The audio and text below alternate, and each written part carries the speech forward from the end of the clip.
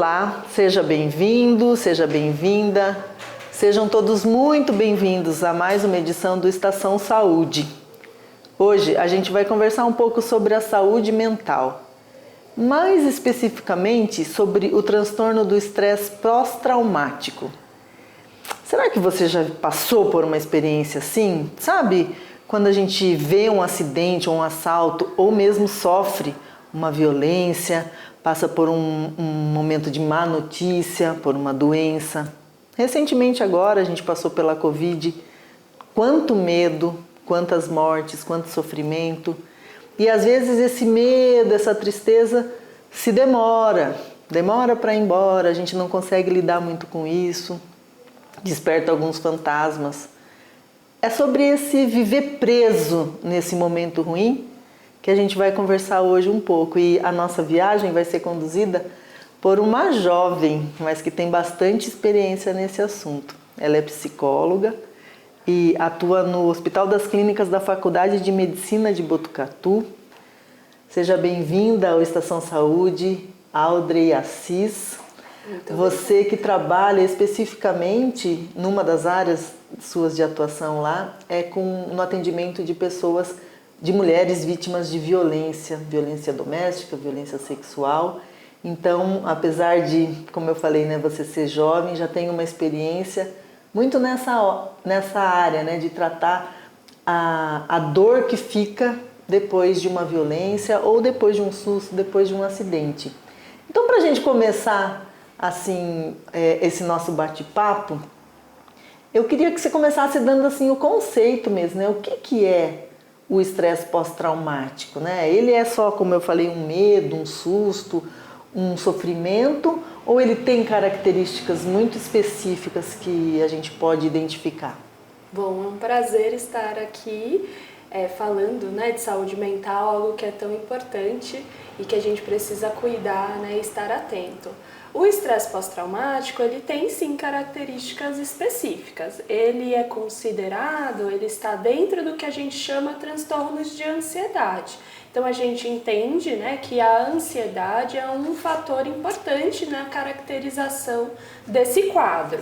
Mas ele ocorre em função da vivência ou da observação de alguma situação traumática experimentada, e não são situações traumáticas como lá atrás eram estudadas a experiência de guerra. O estresse pós-traumático ele se iniciou, os estudos sobre isso, sobre esse quadro, se iniciou lá em relação aos combatentes de guerra, mas hoje a gente entende que é uma situação que pode acontecer nesses traumas relacionados ao nosso cotidiano, Então, vivenciar uma situação de violência, um desastre, uma situação ali de risco à própria vida, acidentes graves de trabalho, Hoje a gente tem aí altos índices de estresse pós-traumático em contextos de trabalho de risco, onde os trabalhadores às vezes estão expostos a situações de risco à própria vida. Então existe uma gama de experiências traumáticas que podem vir a disparar alguns sintomas que podem ser caracterizados como estresse pós-traumático. E o estresse, o estresse pós-traumático assim definido, ele tem um grupo de risco, você diz, tem várias causas, mas, por exemplo, as pessoas têm uma idade em que elas podem ser mais impactadas por essa observação ou por essa vivência, ou assim, em qualquer fase da vida, em qualquer situação que a gente esteja vivendo, seja social, qualquer momento a gente pode ser acometido? Tem algum grupo de risco? A gente pode viver situações traumáticas em qualquer fase da vida. Se a gente entender que ao longo desde a infância até o final da vida, nós estamos suscetíveis a situações traumáticas, acidentes, assaltos ou desastres naturais, a gente entende que qualquer pessoa estaria suscetível, Mas hoje alguns estudos têm demonstrado que alguns grupos, por exemplo, as mulheres têm uma maior incidência e não é uma maior probabilidade, mas os estudos destacam que as mulheres têm apresentado maiores índices desse transtorno, né? O dobro dos homens, por exemplo. Então é importante que a gente esteja atento aos grupos que têm demonstrado mais, né? Que têm tido maior incidência. Mas qualquer pessoa que vivencie uma situação traumática, né, e que de alguma maneira acaba não tendo um suporte, né, não tendo aquela organização para conseguir se reequilibrar mentalmente, ela pode acabar experimentando sinais ou de ansiedade, né, ou desenvolvendo sintomas de estresse pós-traumático. Vamos falar um pouquinho então dos sintomas? A que sintomas a gente deve ficar atento, seja na gente ou seja em alguém que está próximo da gente, porque às vezes a pessoa que está vivendo não percebe, né? E é algum próximo, né? Um familiar, um colega de trabalho, às vezes, que percebe que ela está tendo alguma demonstração de distúrbio ou mesmo de transtorno. Então, a que sintomas, a que sinais a gente tem que estar atento para procurar depois ajuda, né? Sim. Depois a gente fala sobre ajuda. Existem, né, uma série de sintomas relacionados à ansiedade, né? Mas a qualificação do estresse pós-traumático, ela envolve o que se chama de tríade ali, né? Que são 3 pontos principais. O primeiro ponto é ter experimentado uma situação de estresse, né? De trauma ali, que pode ser potencialmente traumatizante, ou ter observado uma situação. Não necessariamente você precisa ter vivido aquilo, mas em você, né? Mas você muitas vezes, ao observar uma situação traumática, acaba também tendo aquela experiência de medo, de angústia, né? Ficando marcado ali algumas impressões. Então esse é o primeiro ponto, né? A gente parte do princípio de que a pessoa tem que ter experimentado uma situação, observado uma situação traumática. O segundo ponto é uma dificuldade de reviver, de rememorar essa situação, trazendo um grande sofrimento. Então, ao falar sobre a situação, né, ou ao vivenciar, ao estar nos mesmos lugares que lembram a situação, aquilo gera um intenso sofrimento para a pessoa. Isso repercute como? Em alterações sociais, a pessoa muda a rotina dela, a pessoa não consegue vivenciar as coisas como ela vivencia, ter a rotina como ela tinha antigamente, porque ela está com dificuldade de retomar a rotina, a vida dela de como era antes do trauma. E o terceiro ponto, né, que é um ponto importante, é o que a gente chama de hiperexcitabilidade, que é a pessoa estar hipervigilante, estar preocupada de que aquilo aconteça novamente o tempo inteiro, né? Isso aí entra, né, a questão da ansiedade, dos pensamentos que ficam ali o tempo todo, trazendo essa sensação de que ela precisa estar alerta, de que ela precisa estar vigilante, o que é algo que também traz um prejuízo, né? Como insônia, irritabilidade, uma série de repercussões físicas e emocionais. Então, num primeiro momento, nós sempre avaliamos esses 3 fatores, né? Nós, os profissionais de maneira geral, né? Esses 3 fatores são importantes para a gente poder ter uma primeira ideia de que isso pode se tratar de um evento pós-traumático.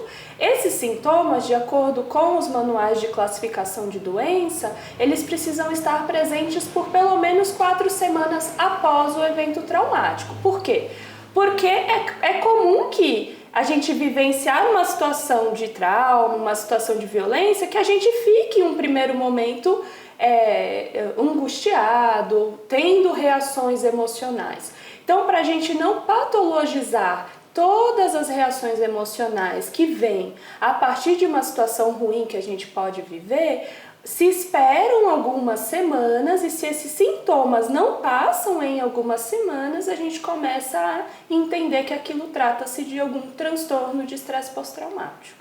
Então, se eu entendi corretamente, me corrija se eu estiver errada, é normal, né, quando a gente passa por uma situação difícil, por um sufoco, a gente ter essa reação. Isso é uma reação de medo, ficar um pouco inseguro, um pouco tensa na próxima vez, como será que vai ser? Isso é normal. Quando isso se prolonga, é um pouco aquilo do que eu falei lá no começo, né? Demora a sair da gente, né? A gente não consegue retomar a vida, fica ou em sonhos ou na realidade, revivendo, preso a esse momento ruim, é que a gente deve olhar com mais atenção, que pode ser um transtorno mesmo, né? Está prejudicando a nossa saúde mental. É isso? É isso mesmo. A gente entende que os transtornos, de uma maneira geral, eles envolvem um prejuízo, né? Por quê? Porque a ansiedade, por exemplo, ela é uma sensação natural de qualquer indivíduo, né? A ansiedade, ela não é algo que a gente vai excluir da nossa vida,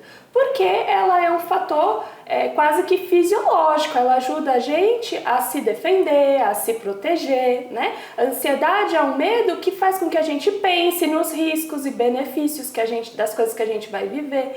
Então, dentro de um padrão, a ansiedade é um fator de proteção para a nossa vida. O que acontece? Ela começa a causar prejuízos quando ela começa a interferir na nossa rotina, na nossa funcionalidade, quando ela começa a se prolongar ou quando a intensidade dela é muito desproporcional àquilo tudo que a gente está vivendo. Então, claro que é comum quando a gente vivencia um adoecimento, uma tragédia, uma situação difícil, que a gente passe por alterações emocionais, né, dentro de um período, e isso é completamente aceitável, né, porque a vida é assim, a gente vivencia situações difíceis com muita frequência. O que a gente precisa ficar atento é que não é comum, né, não é aceitável que a gente fique tendo prejuízos funcionais na nossa rotina, na nossa qualidade de vida por um tempo prolongado sem que a gente procure ajuda adequada. Certo, então, ok.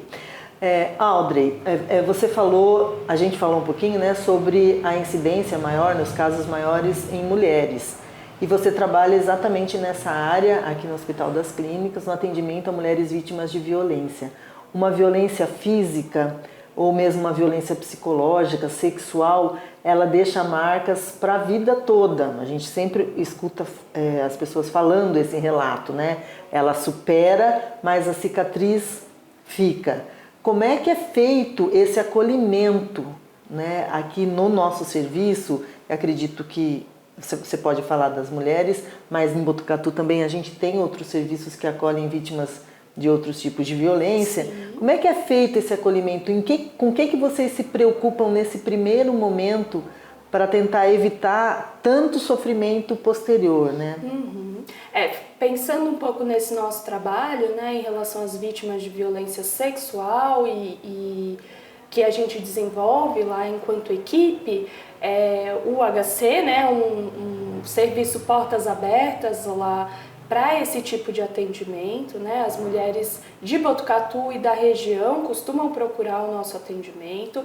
Existe uma preocupação de que ela seja atendida de uma maneira integral, né? De uma maneira rápida, cumprindo aí até com a legislação, né? Nós temos a lei do minuto seguinte, que prevê que os atendimentos às mulheres vítimas de violência sexual sejam feitos da maneira mais rápida possível.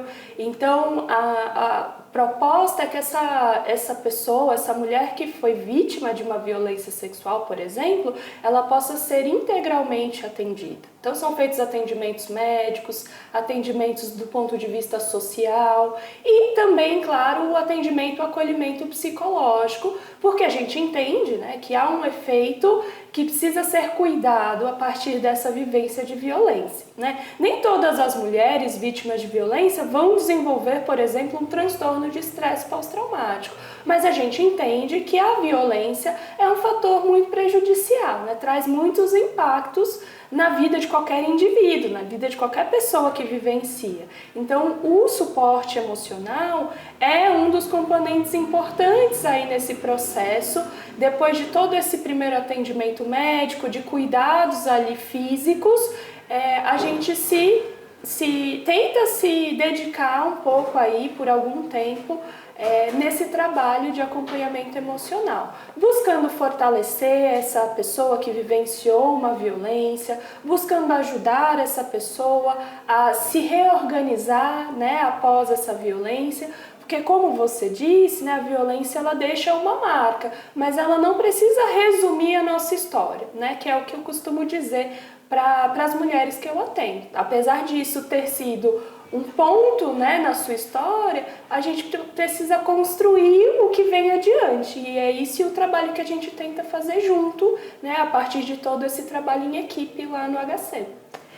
E fora do HC, esse trabalho é super importante, mas fora do HC, alguém que esteja nos assistindo, né, e esteja vivenciando ou percebendo uma vivência que pode ser algum transtorno de saúde mental, a gente está falando do estresse pós-traumático, mas tem outros, né? Às vezes você está notando uma mudança de comportamento ou uma tristeza que não passa, né? No caso da depressão.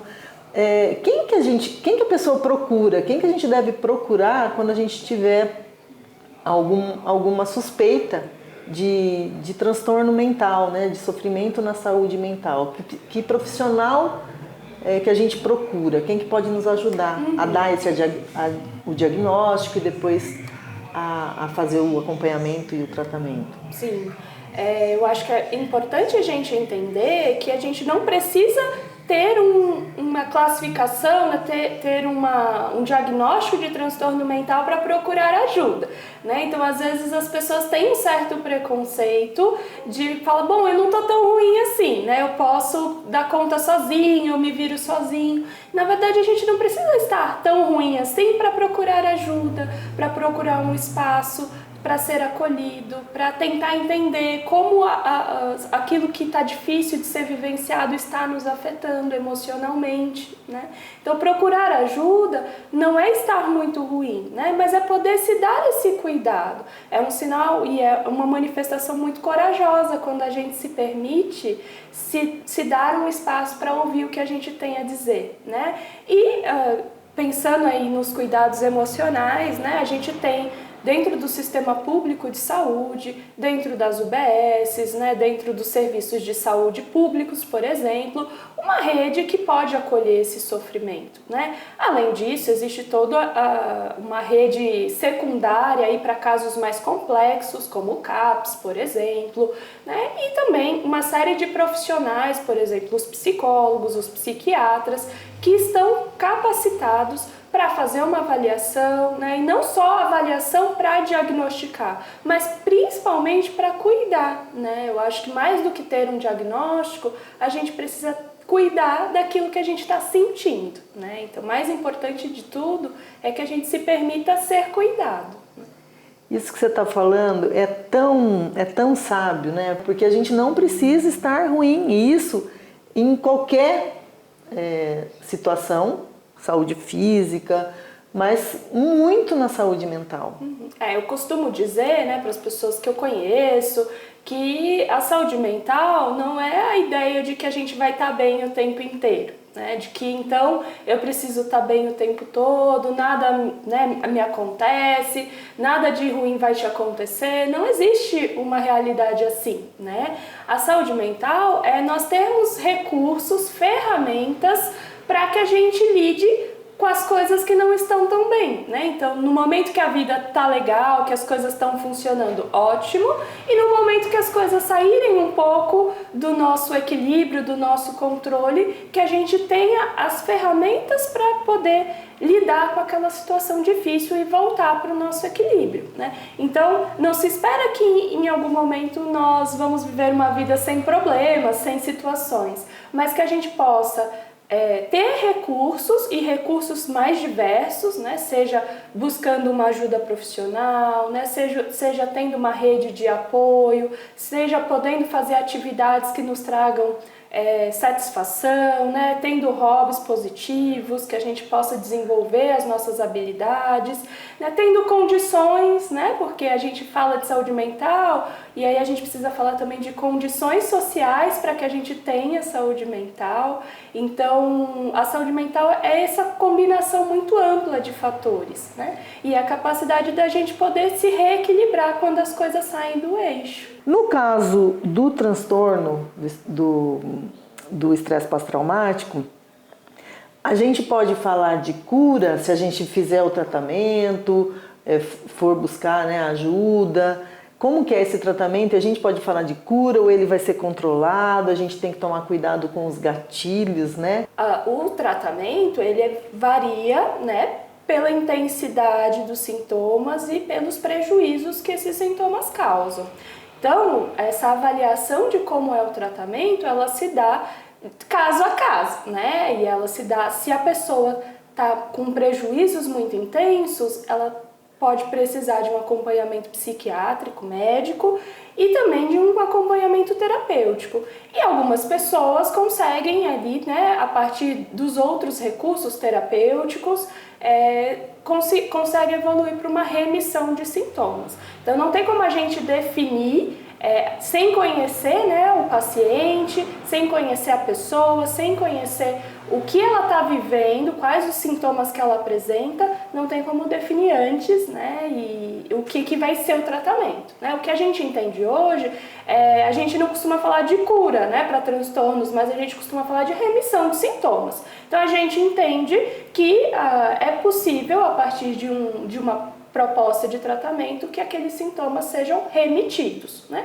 Que a pessoa consiga retomar a rotina dela, que a pessoa consiga retomar a funcionalidade, o dia a dia, consiga fazer as coisas que ela gostava de fazer antes da situação que ela vivenciou.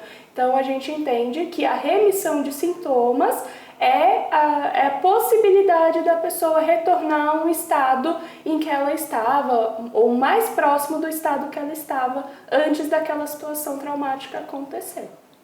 Muito bem, a gente já está se dirigindo para o final do nosso programa, e aí eu queria que você deixasse uma mensagem, se tiver alguma outra coisa também que seja muito importante de dizer, né, talvez um resumo disso que a gente conversou, né? Se você quiser olhar diretamente para a câmera ali e falar diretamente mesmo com a nossa população.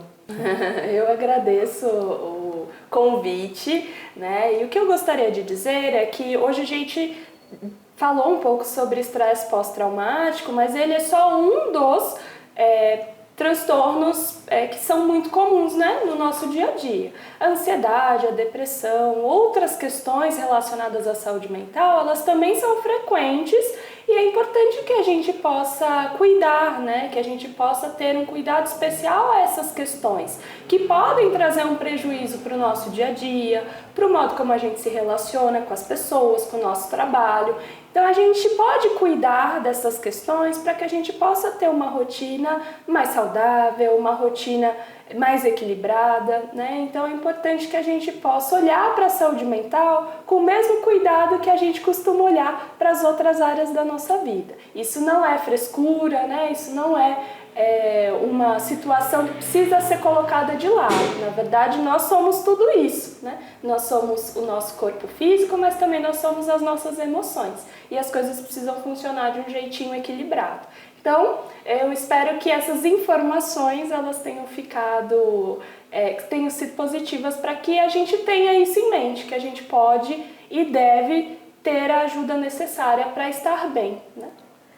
Obrigada, viu, Audrey? A gente conversou com a Audrey Assis, que é psicóloga, trabalha no Hospital das Clínicas, aqui da Faculdade de Medicina de Botucatu, a quem eu agradeço imensamente, porque trouxe informações, trouxe um olhar muito positivo sobre a saúde mental, essa área tão importante da vida de todos nós, para a qual a gente tem que estar atento e às vezes a gente dá um descuido aí. Esse foi o Estação Saúde, a viagem do mês que vem.